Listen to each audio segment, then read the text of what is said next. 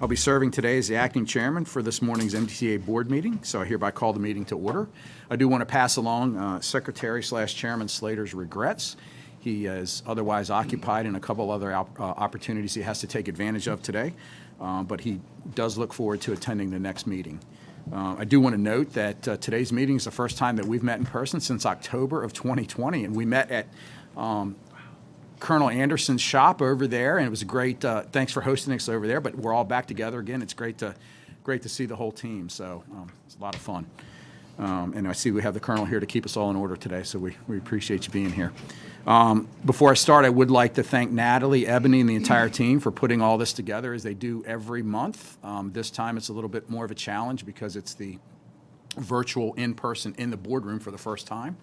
And they've done a fantastic job. The team has a great room set up over there doing everything. So thanks to the entire team for pulling all this together. As I noted, we're having our meeting in person today at the headquarters, and in accordance with the live streaming law, this meeting is being live streamed on the MDTA board webpage. I would like to welcome the members and staff who are with us today, and with that, members, each of you have a microphone in front of you, and as you can tell by the green light around the base, your microphones are live. Please feel free to press the button on the microphone to turn your microphone off when not speaking. The light around the base of the microphone will turn red when it's off. However, if you choose to turn your microphone off, please be sure to turn it back on before speaking, or you will not be picked up by the live stream. As a reminder, I ask that anyone who is in the boardroom with us this morning to refrain from speaking unless you are presenting or answering a question to avoid background noise on the live stream. There are no members of the public, no elected officials, and no media have pre-registered to comment at this morning's meeting. However, we do have with us this morning Mr. Quentin Rice, who will be receiving a years of service resolution during the agenda item number 2. And I would like to welcome Mr. Rice. Mr. Rice is not here yet. Okay. As far as I know, he should be attending, but I haven't. Okay, well, when we get to item number 2, we can make sure that if he's not here, we'll flip it around like we did last time. Thank you, Natalie. For those who are watching the meeting via the live stream, we have posted the materials for today's meeting on the board webpage so that you can follow along if you wish. At this time, we will begin today's agenda. So first item on the agenda is the approval of the open meeting minutes of June 24th, 2021. Has everyone had an opportunity to take a look at the minutes? Any questions, any comments? I'll move for approval of the open meeting minutes of June 24, 2021. Okay. I'll second that. Oh, we had a tie, so the tie goes to Member Carroll this time. So a motion to accept the minutes by Member Gangemi and a second by Member Carroll. All those in favor? Aye. Aye. Any opposed? Motion carries, Madam Secretary.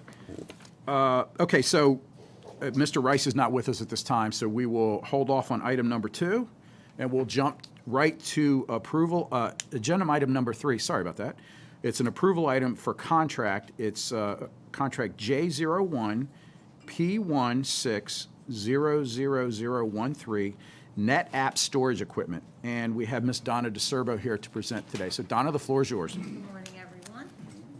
As you mentioned, we're here to seek approval for contract J01P16000023, the Net App Storage. The primary purpose of the contract is for the NetApp storage hardware for the MDTA Office of IT. The contract includes a 5-year extended warranty and 5-year Support Edge Premium 4-hour on-site support services. It's currently being used by our MDTA data center to store all MDTA electronic data. This contract was procured as a purchase order request for proposal, or a PORF, under Functional Area 1 and 5 of the Department of Information Technology Hardware 2020 Master Contract. We kind of are here with the cart after the horse. The contract was approved already by the Board of Public Works on July the 7th. We're bringing it back for Authority Board approval. We should have come first, but we are kind of backwards there, so we're remedying that today. And the reason we missed bringing it here was there was a recent change by the Board of Public Works and COMAR that now requires any secondary competition contracts over $200,000 to be approved by the Board of Public Works. So we met that burden, and now we're back here, and we have modified our checklist to make sure this doesn't happen moving forward, but it's really just a cleanup item today. We have not executed the contract, although the board has approved it, pending our authority board approval today. Okay. So once that happens, we will execute the contract. Thank you. Any questions for Mr. Serbo? I'll make a motion to approve. Oh, I just have Member a- Von Go Pace ahead. have a question? No problem. Just a point of clarification. First of all, Donna, thank you for the excellent work you do. Thank you. Is this, and you already answered the question that I had on Board of Public Works, is our storage, our data stored, is it cloud-based, or is this for purchase of servers, or just curious as to? I'll defer to David Goldsboro, our Director of IT. Good move. Good morning, Member Conference. So that this is an on-prem storage solution. We do leverage some cloud storage, but it's for other applications that are in the cloud. But our storage right now is on site. Okay, that's all I had. Great. Okay. Thank you. Thank you. With that, I believe we have a motion from Member Cox to approve the contract. Do we have a second? Second by Member Enzer? I'm sorry, Member Gaines. Member Gaines, sorry about that, sir. All those, any further discussion? Okay, all those in favor? Aye. Any opposed? Madam Secretary, the motion, the contract is approved unanimously.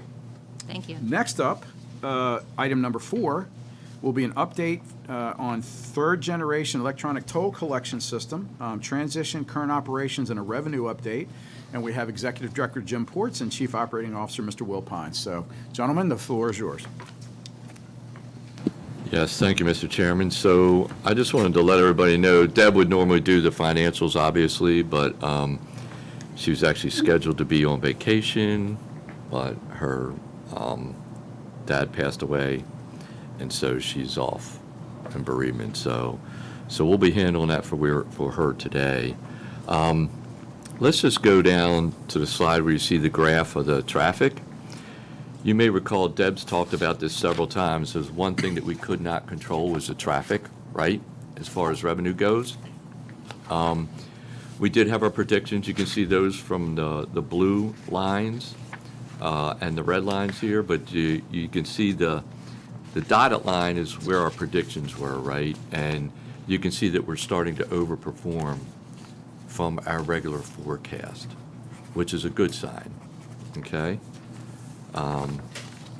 You had noted before that we weren't so successful in that, especially during COVID and those down period times, but now it's starting to pick up. And Will would tell you that along the Bay Bridge, we're seeing 11% and 12% increases on some days from pre-COVID days.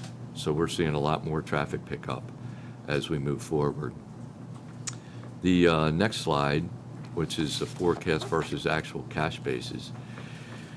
Again, you can see where our prediction was, and I think you've heard this several times where Deb thought that we were going to come in about 72 million under what we had originally forecasted.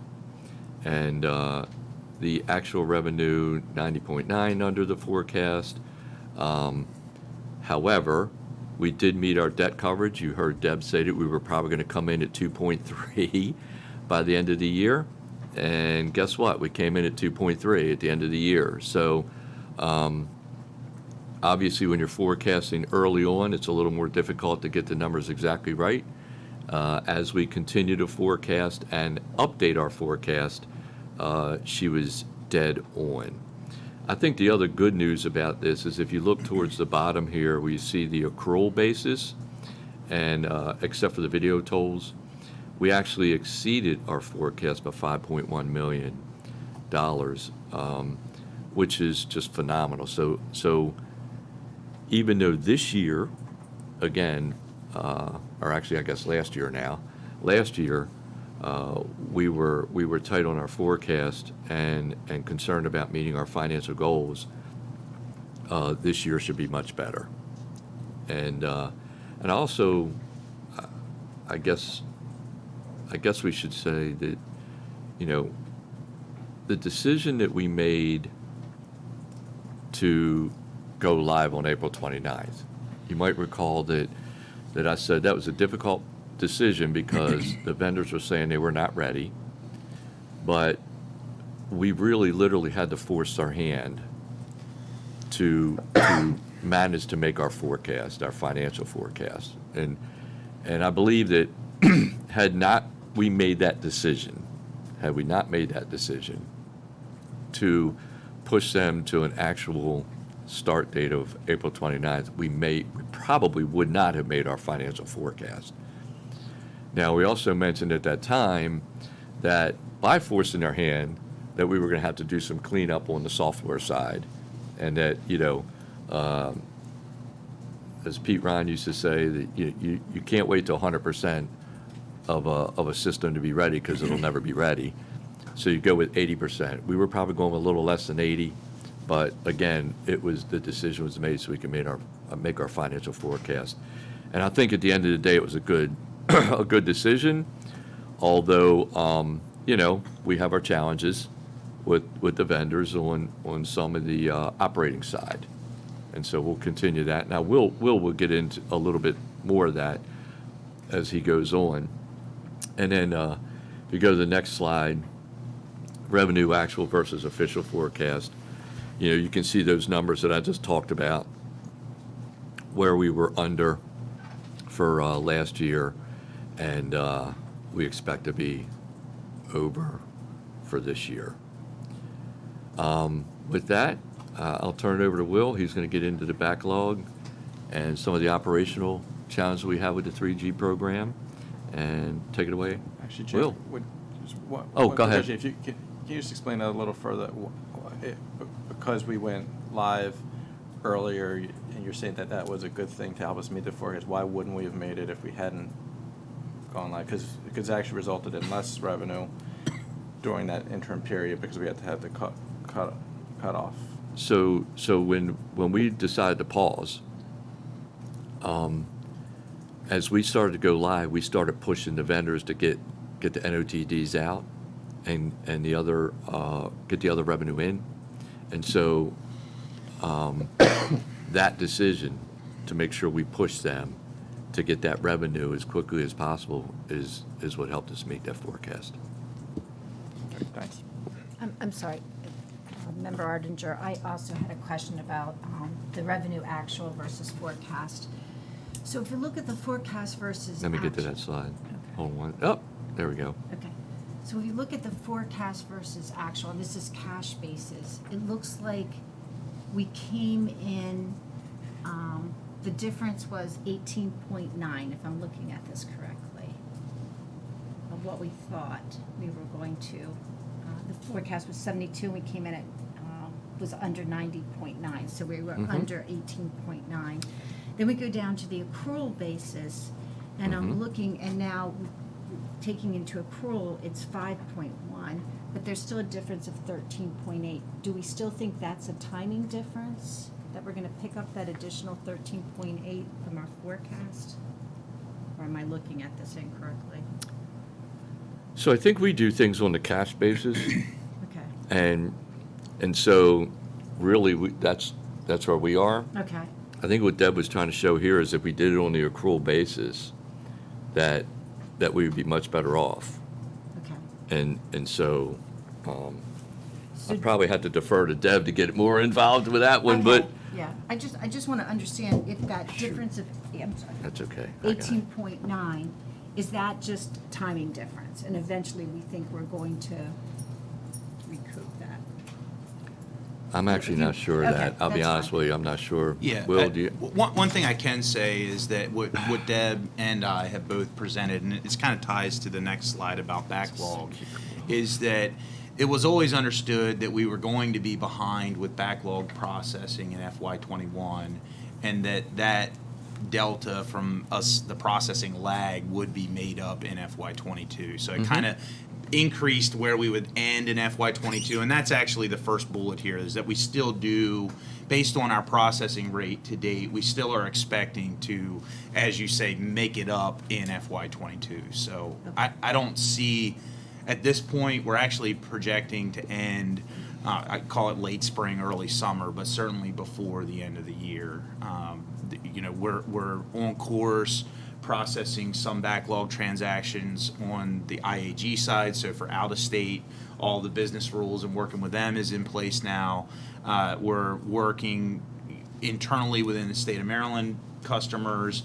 Backlog is processing well in terms of both posting to accounts and actually commencing with the escalation process for mailing, which I'll talk about a little further. So we're far enough into the backlog processing steps now to where I feel pretty comfortable saying I don't expect any showstoppers that are going to make us stop processing backlog to where it's going to have to bleed into FY23. We've sort of worked out the kinks well enough now that we feel confident we're going to finish within this fiscal year. Hey, well, I just to follow up on that question, are you saying, am I hearing correctly, that the 18.9 delta is to be accounted for in the 46.3 in accrual? Is that where you'll have that gap close? So I was trying to speak more as Jim said. I wish Deb was here Okay. because the specific numbers, I think I would probably say something wrong, and I'd rather follow up with you and give the specifics on the numbers when we can confirm with her. What I'm saying is that I'm very confident that monies that we were supposed to incur in FY21, we knew we weren't going to make it within FY21, and that they would be recouped within FY22. The amounts I need to validate with Deb. So maybe a second question might be, is that delta between actual and forecast wouldn't necessarily represent just traffic volume decreasing such that that revenue wouldn't have been realized. It could just be a timing thing. That's probably, maybe I'm... Yeah, so it is definitely difficult. We've kind of we've gotten different questions around the topic of itemizing what percentage of the forecast is associated with AT, associated with traffic volumes and COVID, and the backlog, the pausing of the mailing of notices to toll due. Okay. The last one of those is the most difficult for us to estimate because of the fact that most of the transactions are still residing with our vendor pre-processing. Right. So we don't, the specific dollar amounts I on that know the is answer not now. there. So I know I'm not answering Yeah, I your know question that. directly. Yes, there are Okay. financial forecast impacts from the fact that the chart for traffic does not exactly match the line. And there were periods, as Jim noted, where we were under, we're now doing over. I'm not sure in terms of the finances, the averaging out of the actuals compared to what the forecast was, how closely that makes up for where we landed in the end. I'm sure it's a contributor, but I understand your question. You want that clarity on traffic. I think I have another point to make too. This is a modified accrual basis, and what you're seeing is it does not reflect accrual for video tolls. Oh. So I'm going to assume that because it is modified and it's not including the video tolls, that it's more like a timing issue because we don't know what those tolls are going to be until we review the videos and send them out. So I'm guessing that difference is probably where that's why Deb probably put that in the slide as she noted. But again, neither one of us are as good as Deb when it comes to the finance side. Right. So we would have to definitely get clarification from her. Okay. Yeah, I think next month, we were anticipating, now that we're really fully into FY22, that we were going to be shifting gears on the presentation a little bit to sort of give the update of where we ended FY21 and then move forward, really kind of talking about FY22 going forward. But I hear you have a few more questions on that related to FY21 and how, what portion is traffic, what portion is backlog. We'll drill into that, get some clarity on the delta between cash and accruals, and give you another little bit more details on that next. At the Appreciate next meeting. that, sir. I Thank you. believe Member Von Paris has a question. Yeah, I do. Thank you, Mr. Chairman. I know there's been a lot of work done, and I think that the big picture is determining, I guess, and prioritizing the items that we need to post-conversion, and one by one, systematically knocking them off and trying to work through it and solve those. And I know it's challenging. The other thing, I think it's important to determine the amount of backlog. I know that we're working on that, and based on historical data, what percentage do we expect to collect and when we expect to collect it. That's a project in itself and a very challenging one, to say the least. But I think that would be helpful to have. And I know Deb, if Deb was here, she would probably have a lot of additional comments on that. Yeah, I know for a fact, because I'm working with CDM Smith with Deb, that we are having those very discussions for making sure our financial forecast is in good shape. Because we have a few things with the new system, tools in the toolbox that we didn't have before. Previously, a customer didn't really have any incentive to pay online versus when they received the bill in the mail. And now the new system actually offers customers a 15% discount if they pay for a notice of toll due online before we mail it. So we believe that that will help to have better payment rates right off the bat, but we don't really have any history to show that. So questions like that we're working through to kind of refine what do we think the payment rates will be on backlog. I don't know how much you track the press releases that we put out, the news releases, and the social media updates.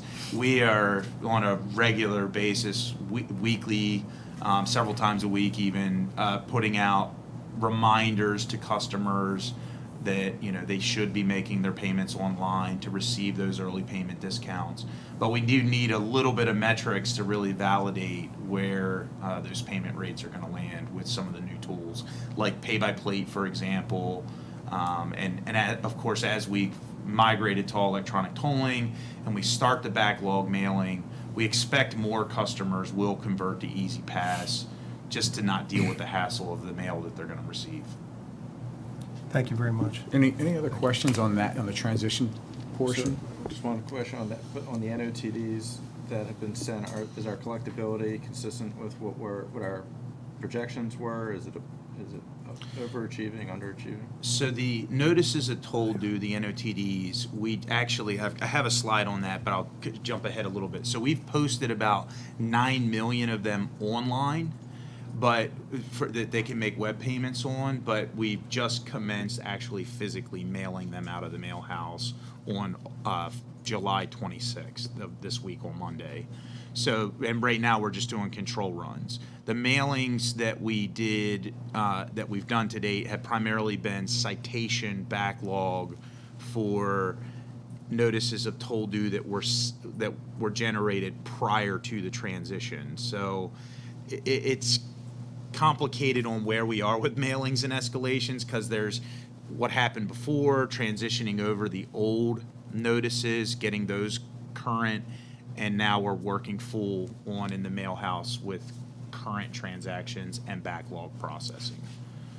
So I cannot answer your question directly, which is what's the payment rate, because most of the payments on NOTDs to date have been online, and we're working to get those numbers now to see is our regular frequent messaging through social and press releases, is that working, and we're generating the traction that we had hoped to.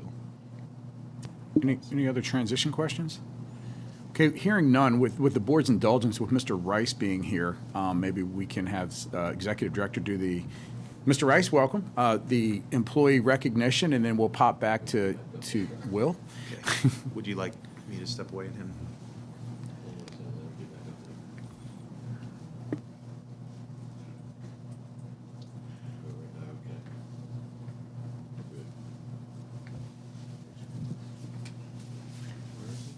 He's right behind you. Okay. That's why I can't see him. My drill instructor said he had eyes in the back of his head, but I don't. Yeah, that'd be great. Nobody cares, work harder. I love it. Oh, boy. Okay, well, thank you, Mr. Chairman. As you know, we have a resolution recognizing the services of Quentin E. Rice, MDTA stock clerk, whereas Quentin Peanut E. Rice, you call him Peanut, I'm not going to, but began his career with the Maryland Transportation Authority as an MDTA vocational worker on July 1st, 1993, and whereas due to his hard work, see it on his shirt, Mr. Rice is promoted to the MDTA stock clerk on November 2nd, 1995, and he also held the title of MDTA supply officer during his career that spanned from 1995 to 2021. And whereas in October 1995, he was commended by then MDTA Director of Administration William E. Tarr Jr. for his assistance and input in the planning and implementation of the first MDTA Annual Wellness Fair, and his vital participation led to the success of his employee program. And whereas Mr. Rice is an invaluable member of the team and his coworkers expressed that his dedication, upbeat personality, smile, which you've all seen, and calm demeanor will be missed now. Therefore, be it resolved on the occasion of Quentin E. Rice's retirement from his distinguished career of exemplary service, the chairman and members of the Maryland Transportation Authority Board hereby express to Mr. Rice their most sincere appreciation for his excellence and commitment, and be it further resolved that this resolution be entered into the minutes of the MDTA Board meeting July 29, 2021, and a copy appropriately framed be presented to Mr. Rice as an expression of MDTA Board's appreciation and esteem. Thank you, Congratulations, Thank Mr. you. Rice. I think you do Mr. a Rice? picture, right? Up. All right. So we take your picture up, right up here by your resolution. Yeah, you remember how to do this?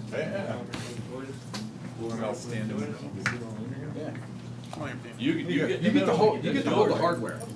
That's right. It's worth it for that. You got the right hat on. Come on in, come on in, guys. Oh, yeah. Blanky with the tan seats. If we don't lose all our players to COVID. Oh, there we go. Okay, back a little bit. Wow. Okay. Come over here. Now you're gonna mess up the whole frame. There we go. Perfect. I'm gonna take two pictures. There's the first one. There's the second one. I'm gonna do a third one just for good measure. Perfect. I'm gonna take two, here's the third one. Thank you, Mr. Rice. You don't? Oh, good luck on your retirement. You're 65. No problem. Cashier, peanuts. Yeah. Enjoy your retirement, sir. I'm sure you'll stay busy. Congratulations. Do you want a photo with your mask on? Huh? Get a photo. And we do, are we? You had it in your photo. Do you want it on? Oh, no. Hey, Jim. Jim.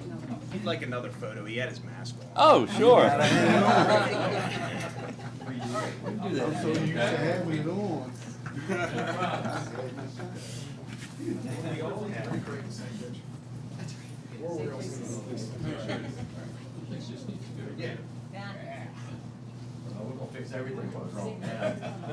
Take two.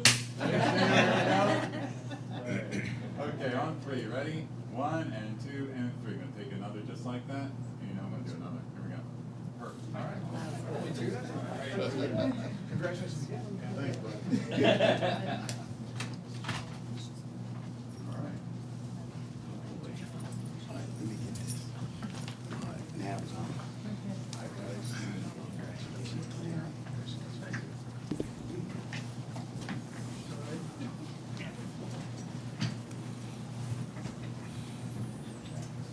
Well, thank you all for that worthwhile indulgence for a few minutes. Thank you again, Mr. Rice. Congratulations on your retirement.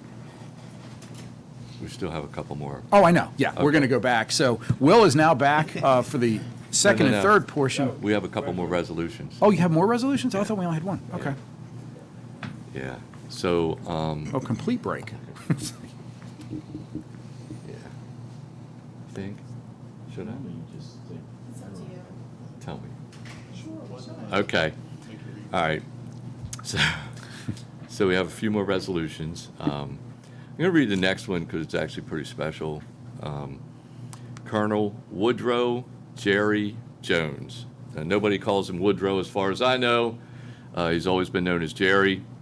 But he was the MDTA police, chief of police, whereas Colonel Woodrow Jerry Jones was named by Governor Hogan as the Maryland Transportation Authority Chief of Police on November 25th, 2015, and led the police department and its more than 600 employees until February 6, 2020, when he was appointed superintendent of the Maryland State Police, whereas Colonel Jones led the MDTA police with approachability, expertise, candor, trust, and dedication, and he was instrumental in the growth and development of the police force as a whole, the most important of its employees, and whereas known for walking the talk, Colonel Jones supported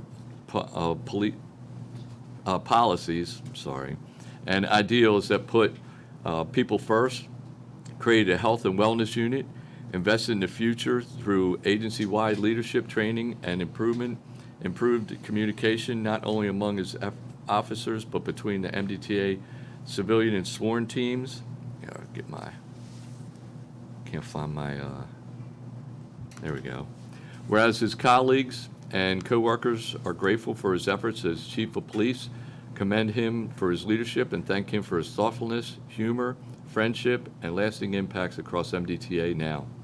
Therefore, be resolved on the occasion of Colonel Woodrow Jerry Jones' recognition for his distinguished and exemplary service as the MDTA Chief of Police and the Chairman and members of the Maryland Transportation Authority hereby express to Colonel Jones their most sincere appreciation for his excellence and commitment, and be it further resolved that this resolution be entered into the minutes of the MDTA Board meeting of July 29, 2021, and a copy appropriately framed be presented to Colonel Jones as an expression of the MDTA Board's appreciation and esteem. And as you all know, he did a great job here, and he's doing a wonderful job for the state police. I think, if I'm not mistaken, Colonel Jones held every single position in the state police now. Yep. The only one he hadn't had was superintendent of the state police prior to his appointment in 2020. So pretty impressive career. As a matter of fact, it's the same thing that happened to Colonel Anderson. He's held every position also with the MDTA, Yep. and now he's the chief. Yeah. So pretty impressive group of police officers we have. And Colonel Jones stays in contact with the Department of Transportation. They work very closely with all of our units for highway administration. I know he works very closely with Colonel Anderson down there. We constantly are in communication, how we can help them, how they can help us for road incidents and things like that. So the collaboration just continued when he went over. And it was great with Colonel Palazzi, and it was just a great transition. So, now we have the fine Colonel Anderson running our department. There you go. And we have two other resolutions. I'm not going to read them in full for timing, but we have Senior Officer Philip McCutcheon and also Joanne Wilson. She was an MDTA toll collection shift supervisor, and want to have both of these resolutions entered into the minutes of the MDTA Board July 29, 2021, and copy appropriately framed to be presented to both of these folks in expression of MDTA's board appreciation and esteem. Thank That you. should wrap it up for me. Great. Thanks for the indulgence on that. We'll probably try to get the colonel over here.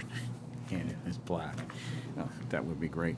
So now we're back to Will. And one of the things and thanks, Will, for your patience. One of the things, since we're now back in person, I wasn't thinking when, I know we had three pieces to this update, is maybe Will can pause after the next one and give the opportunity to, if you have any questions, and we'll do the same on the third. So maybe, hopefully that'll be helpful to you guys, because we did have a few after the first one. So, Mr. Pines, you now have something on operations. Sure, yep, no problem. I'm actually going to go back because I didn't go through the backlog processing in its entirety, so I just want to close that out and make sure I give you a good update there, and then we'll move into the operations piece. So as I mentioned, we do plan to process all of the backlog within FY22. We provided at prior board presentations the larger tables and charts, presenting that. Frankly, kind of leave it up to the board to tell us if you want us to tell you a lot of details on that, but we feel like we're very confident we're going to make it, and if that changes, we can kind of give you the more granular updates as needed if there are problems generate. Currently, we're processing approximately 1 week of backlog with every week of current transactions. So as customers come through and generate new notices of toll due from video transactions, as we're posting those to their accounts, we're concurrently posting about 1 week worth of historical backlog to their account. So we hear it kind of from both sides, feedback in both directions. There are the customers that feel like that's too much and that they want us to slow it down, and we hear from the customers that want their transactions to clear all at once so that they can just be done with the backlog thing and move on. We're tending to err on the side of the customer who wants us to slow down and not hit people with too large of bills at one time. So this seems like about the right blend. We do, when I say approximately, there are periods, that's primarily an average over like a month period. We have had periods where customers will inform us of some issue with the processing. We look into it, we say, yep, you're right, we fix it, and during that fix, we pause and put certain transaction types on an exceptions list so that they're not sent where we're posting more and more transactions with a problem. As soon as we resolve the problem, we move them off the exceptions list and send them at once. So there's periods where you could have 2 weeks of backlog post in the same week because they were on an exceptions list for a period, but over the course of a month, it's averaging out to about 1 week of backlog and 1 week of current. Video toll transactions are being separated with iTolls breaking out, and that's always been one of the big challenges in estimating the dollar amounts within the backlog, is that iTolls, who are, again, just as a reminder, those are customers who have an Easy Pass account but either have an improperly mounted transponder, or they forget to put it in their car. They go from this car to that car, and they don't have their transponder in their car. So those iTolls now, when they come over from the lane side vendor, it to the back office, it separates them out from, and we know the type of video transaction. We have a metering plan on the notice of toll dues to have them all mailed out within FY22 as well. So when we talk about the backlog, just to be clear, with FY22, we're not just saying that it's the duration when it's posted to their accounts, but it also includes the period after that when it actually gets mailed out physically in a paper copy. So that's the point that we consider it on these video transactions. When are we done backlog? It's the point at which we actually physically mail the notices of toll due. And we're constantly monitoring this plan based on feedback. And again, the feedback so far is kind of both ways. We have customers who are frustrated with the speed, and we have customers who want us to hurry up. It's hard to keep everybody happy. All right, so moving into the operations section, the key milestones. We're now 3 months into using the system, and as Jim noted, we went live, achieved our goal in terms of making our revenue numbers in FY21. However, we sort of set the tone that perfection was the enemy of progress, so we knew we were going to have a system that had some issues when we went live, and to date, the total count, we're tracking all issues. Some issues are process problems that may not require actual software code corrections, and others actually do change the website, change the interaction with the customer, change the escalations within the mailing process, etc. So to date, we've had 552 issues as of last Tuesday. The volume of issues is large, but as we've previously noted, there's no showstoppers to where we've just needed to entirely stop the system for any reason. We're certainly prioritizing any issues that we become aware of that are customer facing, and also within the prioritization, we look at our ease of operation and revenue impact. So, we don't want our Kara's employees working in our customer service centers to not be able to utilize this system and service customers, the same as we don't want our customers to have a poor experience on the website, et cetera. So we're kind of looking across the board as we're prioritizing.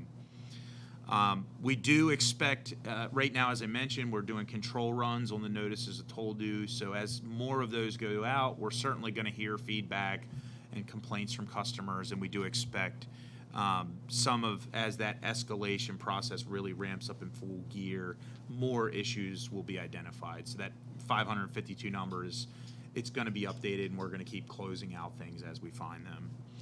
To date, we've closed out or deployed to production and actually making software changes about 33% of the issues identified, which is 184 issues total. Given the priority of the items that we've worked on to date, there is a lag in the schedule of about 4 months for what we had originally called the 30-day and 60-day releases.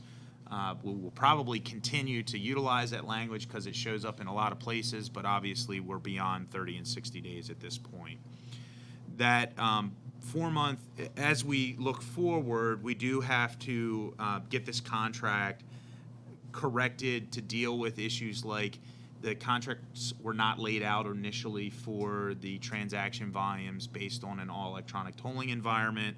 They did not contemplate the backlog, and obviously the schedule adjustments that have occurred are deviations from what were originally expected in the contract. So we do expect that we will need to bring to the MDTA board as well as DO-IT and BPW approvals for modifications for both the CAPSH and TransCore contract to address the schedule that we're discussing, these schedule changes here. Since this has been a subject, since it's been a subject of discussion in the past, that's just a change in the schedule, not necessarily more money. So let me make sure I'm clear. So yes, that's correct in terms of the scheduling. There are, however, issues like, for example, with all electronic tolling, the project was laid out with cash and video, and so the quantities in the contract are not sufficient to process the quantity of video that we have today. And so we, as part of the mod, will be deleting pay items for cash and adding pay item quantities for the video processing. That video processing is more burdensome for the contractors than the cash. The cash operation, most of the costs were on the MDTA side in terms of staffing, armored car services, all of the types of things that go into a cash operation. Their pay items were for the actual equipment in the booths that would process the tolls. That will be deleted because we're not processing cash. But video has costs of mailing, correspondence, not just mailing the toll notices of toll due, but the citations, court processing, all of those kinds of transactions increase with all electronic tolling. So I understand that. I just want to make sure that they're not going to get paid extra for mistakes that they made. No. We're not at all saying that. No, Okay, that's fine. I just want to. No. I know we got a But- late start and all that stuff. So. But as Will said, it's in anticipation of the fact that when the original contract was let, it was let with cash being involved and less video. Okay. Now we have more video and no cash. And so you can't hold the contractor to a contract that they signed when it completely changed due to AET and quite frankly, COVID, when we had to go to AET immediately. Yeah, so that's where the controversy is. And remember too, the NG contract, it's not just COVID. I want to make sure we kind of compartmentalize a little bit. So the NG contract included the mod that we did. It was $38 million, mod 31, the board approved. I want to say back in November, pardon me if it's around that time frame. That mod had pay items in it that could allow us, if we were not successful, we had a contingency plan that had items to process backlog. However, we did not utilize that contingency plan, and we were successful in transitioning in April. So some of those funds are not going to be spent and we're not going to pay any vendor for doing the work twice. So just to be clear, the backlog processing that wasn't processed under the NG contract is also additional cost in this contract because of the additional quantity. In the initial contract, at what point did we anticipate going all AET pre-COVID? That's correct, yeah. So the final, it was planned originally, it would be Key and Hatem, Bay and Fort McHenry Tunnel, Nice Bridge right around the same time, shortly thereafter, and then Kennedy Highway and BHT. Kennedy Highway and BHT were last because they require some NEPA studies for the impacts to the neighboring interchanges. But as Jim mentioned, that was all the way out in 2026. So we had a phased approach, and the contracts contemplated options to convert to AET. So some of the physical lane work, installing equipment on the devices, but it did not extrapolate and include all these additional quantities for the actual transactions themselves. Does that make sense? So I think when you ultimately do present that, and I don't know what the timing is for the mod, it'd be good to know what, I mean, obviously we'll know what the additional costs are, you'll present that, but also what the net costs that we're not incurring because of the toll, on our side. I think it would be helpful to know that. Right. Some of the costs, as I mentioned before, some of the costs on our side are associated with staffing, and we have been working diligently to place the toll collection staff into jobs and have not reduced those costs to date. So just to be clear, because some of what you're saying is there's a presupposition that we're going to have reduced costs because of AET. That does rely on the changes in staffing that needs to occur.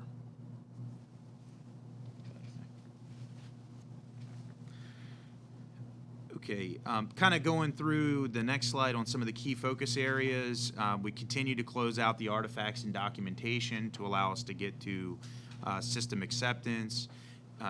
We've already talked about backlog, but that's obviously a major focus of ours to make sure that not just that we're processing backlog, but that we're coordinating with the vendors so that any issues that are found in the backlog processing, if we need to pause quickly to fix things, we do that.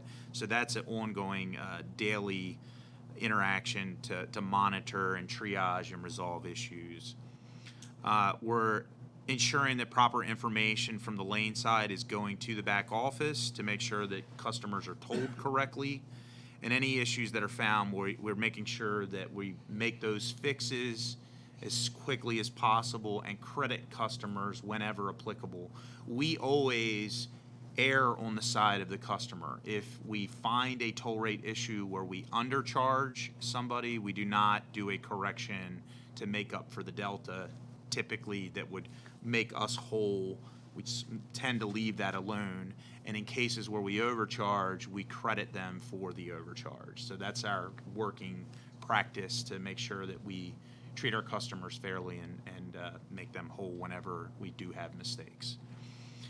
We're working closely with the vendors to identify issues to make sure that the system is meeting the key performance indicators. Certainly with backlog processing, there are key performance indicators in the contract, like the call wait times that are challenging right now. So we're working with the vendors to deal with the time frame in which we think they can meet the KPIs in light of the volumes that we're experiencing with the backlog issues. That is, KPI performance is directly tied to system acceptance along with functional issues, so we're working through that now. And also internally with finance, IT, and operations, we continue to try to work together to identify the roles and responsibilities for managing the contract as we move forward. Moving to the next slide and kind of talking about where we are with risk tracking. One of our biggest customer complaints and risk issues is the call center. We are currently experiencing wait times up to an hour on average. We're closely tracking that, and as we reported last month with the backlog processing, that wait time has been a problem. It's been growing. So it's a driver on the calls, and we have recently been working with the vendor to identify ways to bring that down. They implemented some IVR revisions to their system that prioritizes the areas where they're getting the most phone calls to help customers move through the path more efficiently and to reduce the call times. So many issues that reasons that customers are calling is actually just for general account maintenance, to be able to, hey, I want to pay this, I can't figure out how to do it online or whatever, they want to pay, and if they follow the IVR correctly, it's relatively simple to do over the phone without interacting and waiting for anybody. So by shifting that, we have seen about a 15-minute reduction in the wait times, but we'd also expect that as we do more mailings, that wait time's going to go back up. One of the drivers on the wait times has been challenges with retention and hiring at the CIC. The vendor has recently hired and trained 17 new employees to replace some of the losses that they've recently experienced. And they're bringing on an overflow center in New Jersey that will have an additional volume of 30 more employees to assist with covering the call volume challenges that they've had. But hiring and retention has been a big issue for them. Yeah, I just want to interject a little bit here too, is I think one of the things, and Will, you can confirm this if you like, but one of the things that they're having a challenge with is the unemployment pay. Just like all the restaurants and all the other businesses out there, in many cases, they can make more on unemployment than they can working. And so they're having that same situation with their service also. I mean, that's at least what we're hearing from the vendors. They have big challenges in trying to hire people. Is that what you're hearing? Absolutely. We've heard that from in this specific case with this vendor. We've heard it on some of our construction projects that staffing has been a challenge, many times attributed to unemployment issues. And frankly, this job where, if a customer calls in, they've been on wait for a prolonged period, you have the option of collecting unemployment or getting some pretty frustrated people. It's tough. So, certainly the vendors reported that they've had challenges with hiring and people leaving to collect unemployment instead. We are tracking all of the reasons for the calls and continue to work with the vendor to use that information to prioritize the resolution of issues. So if we see that there's issues in our tracker, that if we just fix these 2 or 3 things, that would reduce the call volume, we're working down the list based on that type of response. So the operational side is directly tied in with the software developer. And there is a large number of existing customer issues that rolled over from the NG tolling system. So it's not just their current issues. We actually had reams of paper of correspondence and backlog of customer problems that transitioned to the new system. Related to video transactions, as of Tuesday, we're up to nearly 9 million video transactions that have posted to accounts, allowing them to pay electronically to receive an early payment discount. And to receive this discount, they must pay MDTA before we send the mailing, because the reason they get the discount is because it reduces all of our costs in terms of postage and mailing, etc. As I mentioned earlier, we started the NOTD control runs on Monday, and we are having collaborative meetings every day after those control runs are done to make sure that everything went well. If there's any corrections that are needed, we do those. The escalation process in its entirety, citations actually started first. NOTDs have now started as of this week, and the MVA and CCU escalations are resuming at the end of the month. Now, we already have CCU re-engaged and MVA re-engaged for customers that were already with MVA and CCU. This is referring to new escalations for customers that don't pay their citations.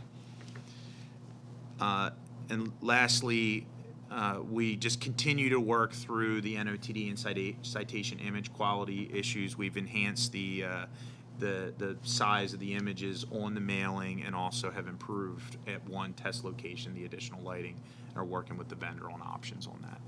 So with that, it concludes my update and happy to answer any questions that you have on the 3G operations. I have Member Von Paris. Thank you, Mr. Chairman. I have a couple questions. When we switched to the new vendor in our evaluation and of that, one of the things that was appealing was the development of a new website. I believe that was, we were very excited about that. And I think that when you have a call center, as much as you can, if you can drive the customer to a website that can answer a portion of their questions. It could be a resource center, it could be other things. I think that would help us with that hour wait time.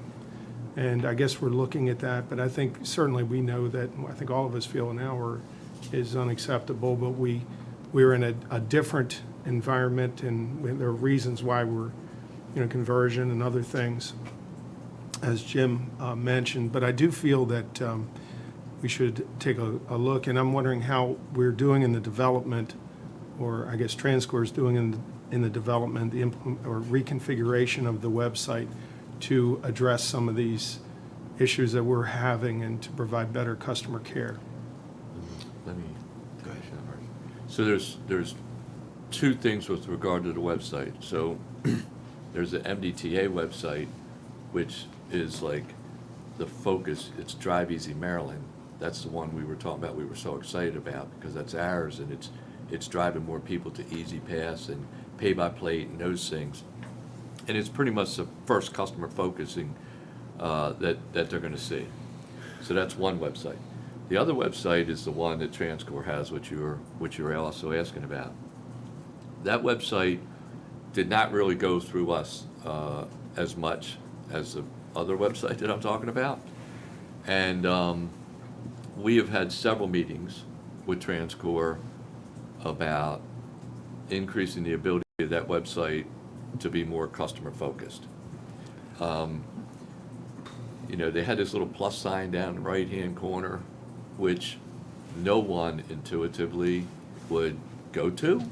I'm pretty good on the web. I mean, I'm pretty good at navigating a website, and I couldn't even figure it out, and many people can't. And so when we talk about call center rates and wait times being so high, a big portion of that is the fact that people can't utilize the website so easily.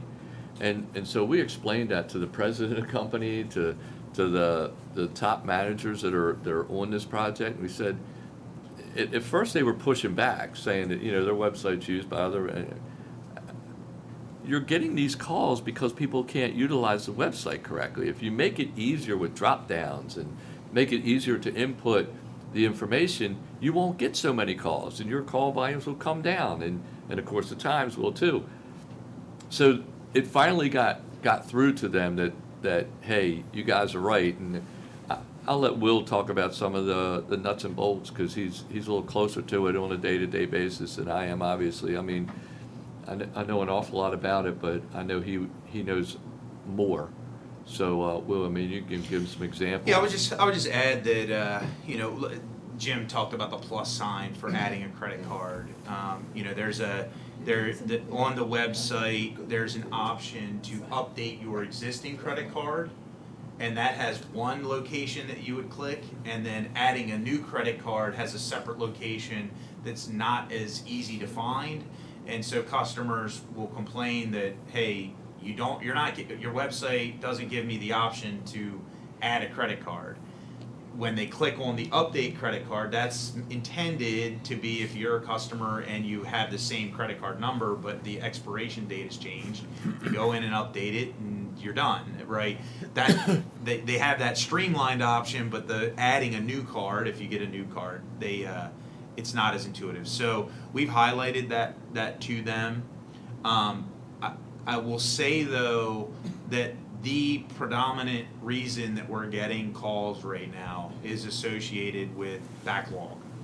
We have a backlog from where we paused sending notices of toll due between March of 2020 and October of 2020. That 1 week of backlog with 1 week of current, as those are posting online, people are frustrated. Why am I getting this so late in their view? I mean, the intent of the program was to be a customer benefit and to save them, for folks who were out of work and could not pay tolls, much like there's many other things with mortgage companies, evictions, you name it, where payments were deferred, not forgiven, not wiped out, but deferred, and we're in that same case, and that generates a lot, but because of the age and because people, some of them may be struggling to pay it, that's the predominant reason we're getting calls. It's not actually due to the website issues. The website is a part of it, and they're working on it, but I just want to make sure we're clear that we could do all the fixes we want, we're still going to get a lot of phone calls, just so we're clear. On the website, though, when you go to that slide 8 in your package, we talk about the release schedule of the 552 issues that we found. We have to work collaboratively with the vendor in prioritizing the fixes. We let them, it's their call center.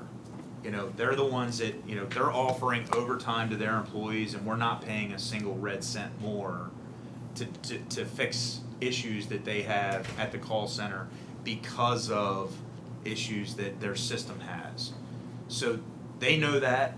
They have an incentive because of that in order to fix the issues that they're aware of. But one example of in the triaging of how do you work down this list and fix things.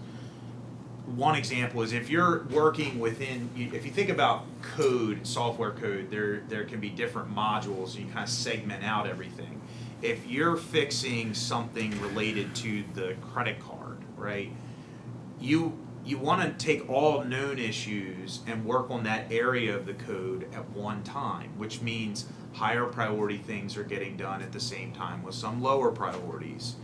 And so, it makes fixing that code take longer. And so we have these higher priorities, like fix this now first, and they're like, yeah, but you gave me this other higher priority, and we are fixing all of this. So those are the kind of active discussions that we're having to say, how do we make this better for you while being realistic about how software development is actually done. And it's a day-to-day engagement with them to make sure that our priorities are getting addressed as timely as they possibly can be, while recognizing the realities of how software development is done. So, Member Gaines, you had a question? Yeah, I Member had a clarification from Will, please. Did you say that we were running up extra costs because the toll collectors are no longer collecting tolls? I mean, they sort of hanging around without something to do.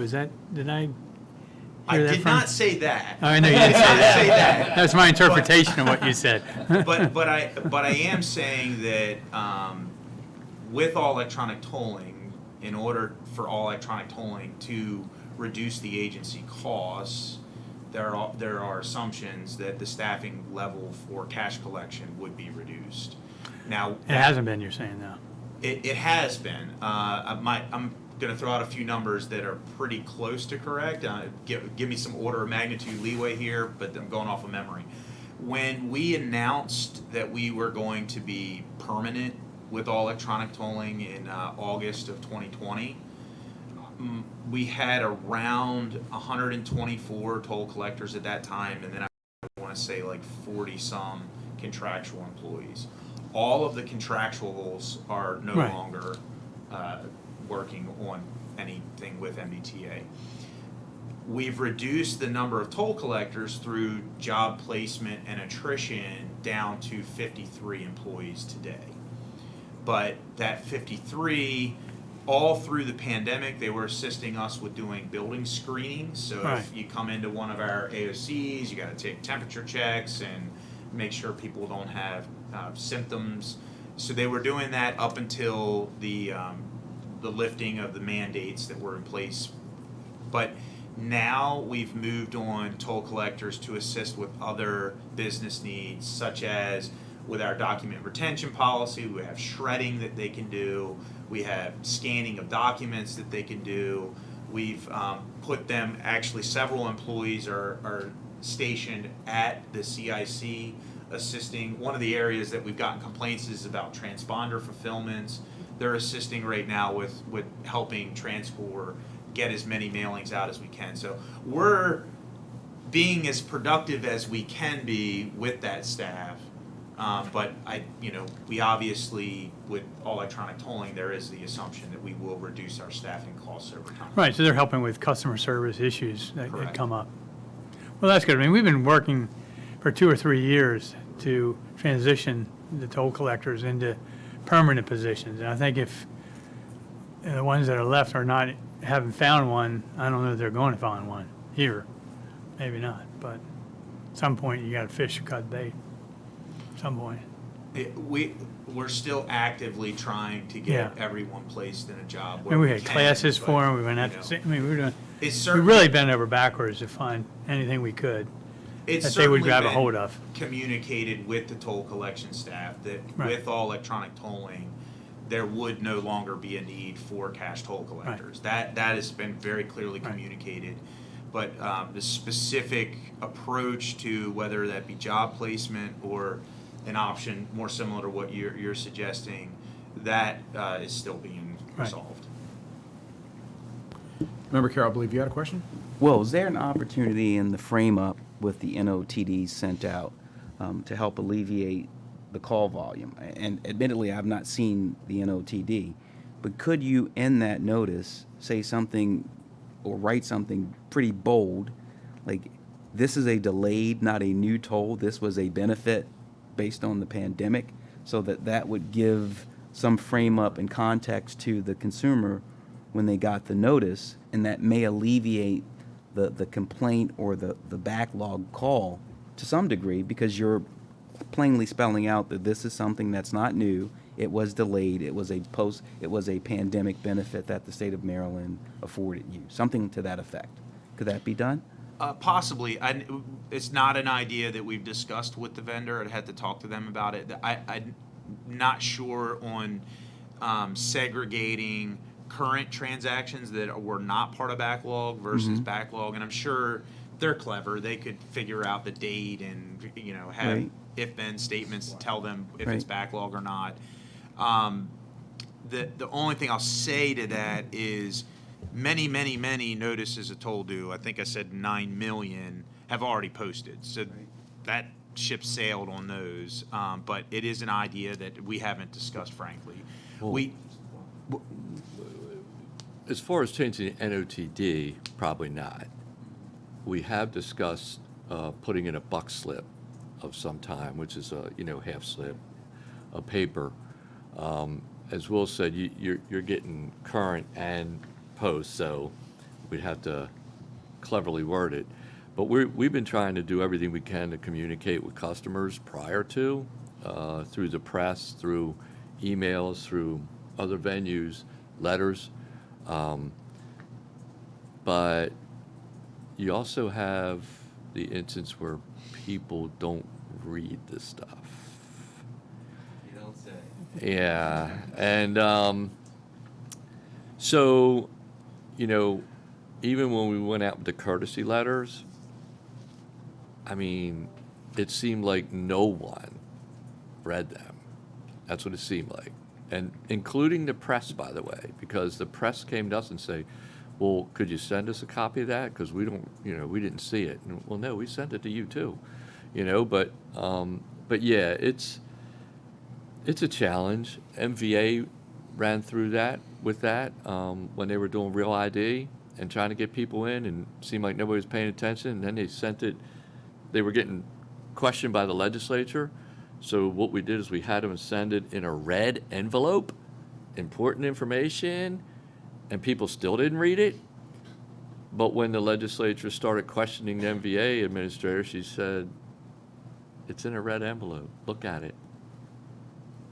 They're just not reading it. So there is, they have to participate on both sides of the equation, and that's the more difficult part. Let me talk about a couple things we have done too, because I think that the idea of putting something directly on the notice is one idea, but we also, in addition to the social, the news releases, the Jim doing the actual press conferences and getting interviews where we keep reminding this, there's been many news articles about it at this point. One of the things that we've done is when we talk about notices of toll due, there's what's actually mailed, and then there's transaction basis. When I'm talking about the 1 week of backlog and 1 week of current, that's actually enveloped, bundled transactions. So if you're a customer and you go through 3 times in a week, our expenses get higher if we were to mail you 3 separate times. So we bundle transactions together, and an NOTD is a mailing of several transactions. We have identified customers with bundles of 25 or more transactions, and we have triaged them out. It's a large number of customers, and we are going to allow for those transactions to be available for early payment on the website for longer, and we're going to proactively send them a notice directly saying that you are identified as a customer, probably on some bright red notice saying you have been identified as a customer who has a large number of transactions that are due, and give them a hard date to say you're going to receive these in the mail. You have additional time to pay online and receive a discount. If you don't, you're going to get in the mail, and it's going to process through the normal escalation process. So those are the kind of ideas that we've been discussing. The onesie twosie customers, we're hopeful that fit, a $4 toll can fit into their normal monthly budget. The customers with higher volumes, we're kind of targeting them because we think that's where the complaints are really getting generated. Any other questions for Will or Jim on this topic? Great. Hearing none, we're now to Mr. Ports' Executive Director report. So, Jim, take it away. Thank you, Will. Thank you, Mr. Chairman. Microphone. Thank you, Natalie. Thank you. You're on mute, right? How many times we hear that? So first of all, good morning, Chair and board members. I have to say it's been good to be able to hold this meeting in person, finally. It just feels good to be back. And even though we're meeting in person, I will remind the board that we still live streaming, and we'll continue to hold these meetings in person until further notice if we get that. But let me get to the highlights of the past month. On July 7th, the Bay Bridge Reconstruction Advisory Group, better known as BRAG, met virtually. And as you know, this group meets quarterly, and it's open to the public. We do post the meeting agendas and live stream the meetings for MDTA's website. The July BRAG meeting marked the beginning of a new year for the group. Due on July 1st, the group's first annual report to the legislature was required by statute, and there were some changes in membership due to some expiring terms. Donald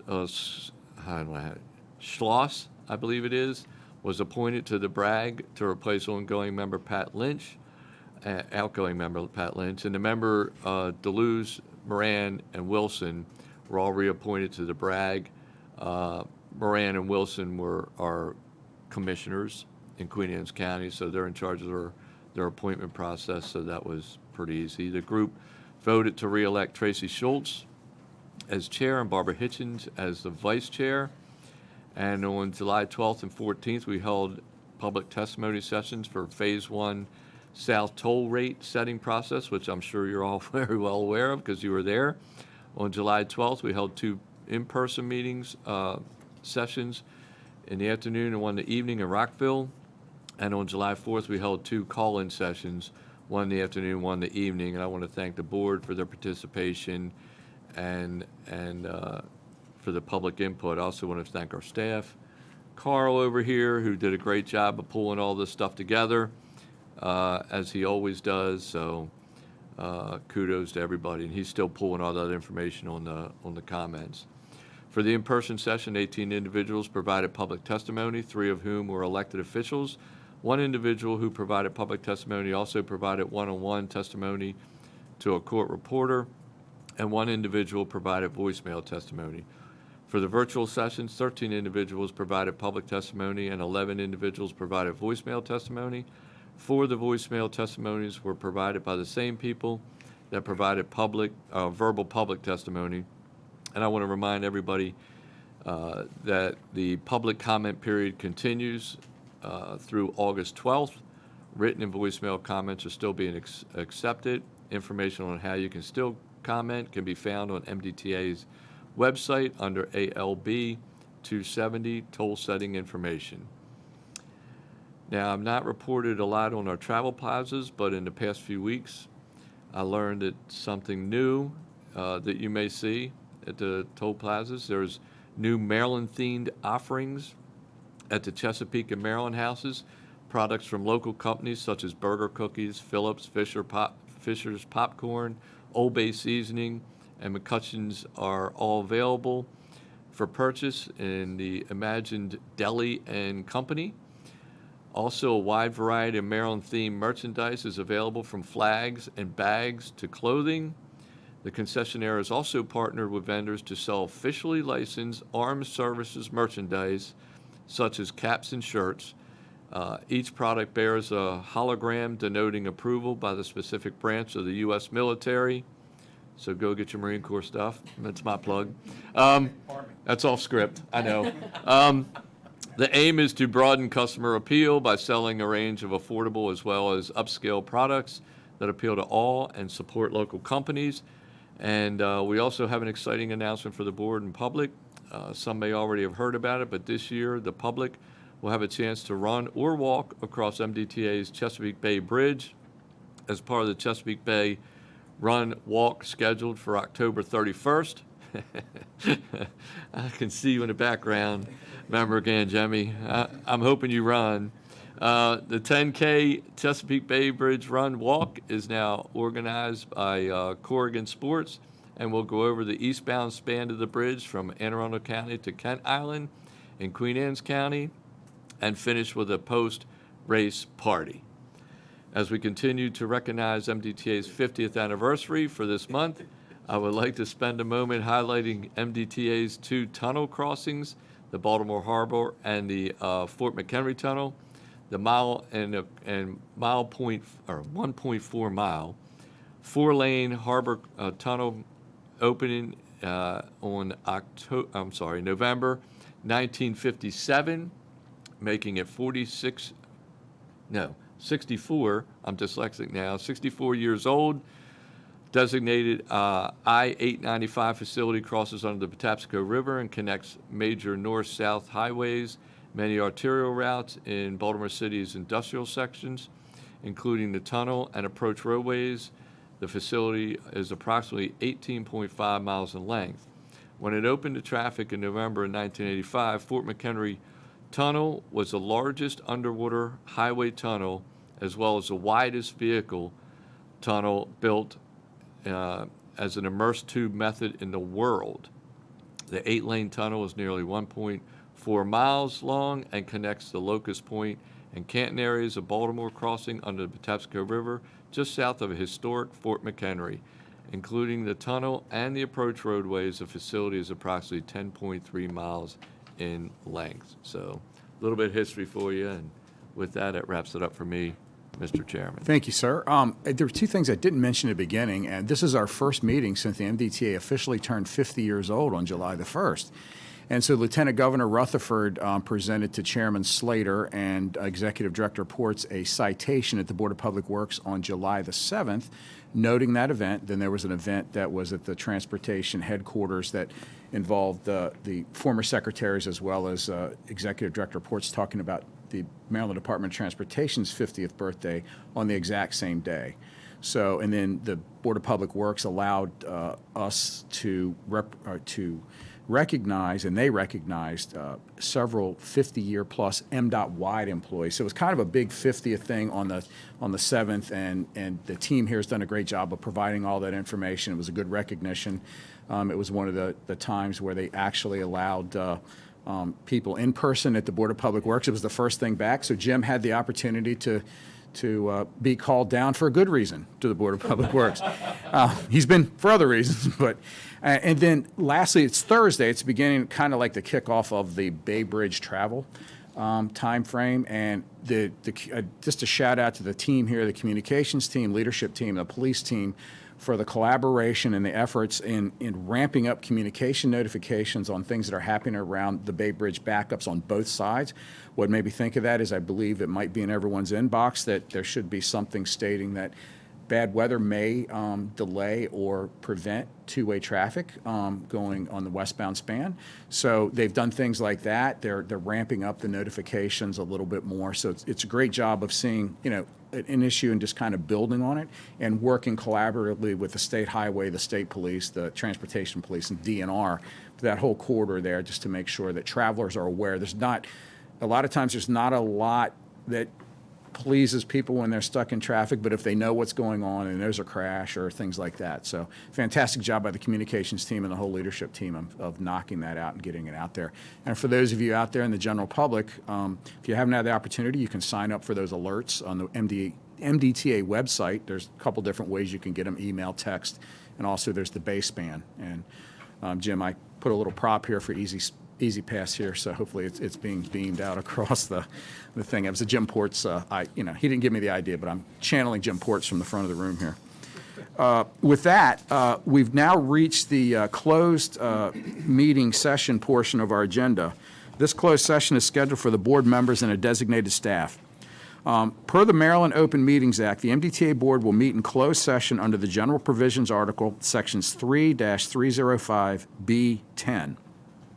To receive an overview and update on deployment of police staff and resources, and General Provisions Articles Sections 3-305B8, to receive a status update on all litigation currently pending against the MDTA. So now I will entertain a motion to go into closed session based on the statement that I just read. I'll move to go in closed session. Okay, so I have a motion from Member Gangemi. Do I have a second? I'll second. Okay. Have a second by Member Gaines. Okay. All those in favor? Aye. Any opposed? Okay, motion is unanimous. So at this time, the members will excuse themselves to go into the closed session meeting room. We will come back to the boardroom as soon as we've completed the closed session to close out the open meeting session. We appreciate your patience and ask that you continue to watch the live stream if you desire. Thank you, and we'll be back.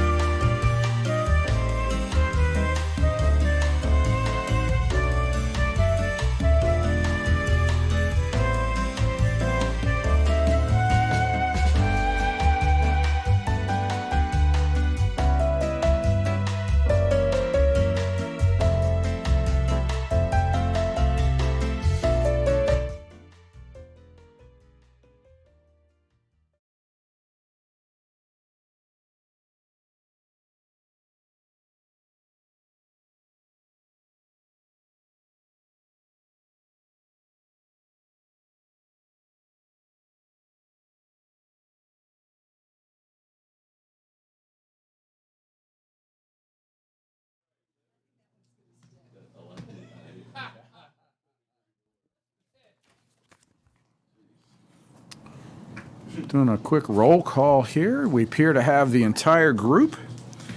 So, let me get my little notes here. Okay, good morning again. The time is now 11:10, and the board has completed its closed session. And for the record, there were no actions taken in closed session requiring any ratification in open session. So at this point, our agenda is complete, and is there a motion to adjourn the meeting? So moved. Member Gangemi, second. Got a second? Okay, anyone opposed to closing the meeting?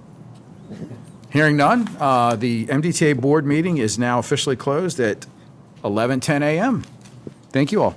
Thank you, thank you, thank you.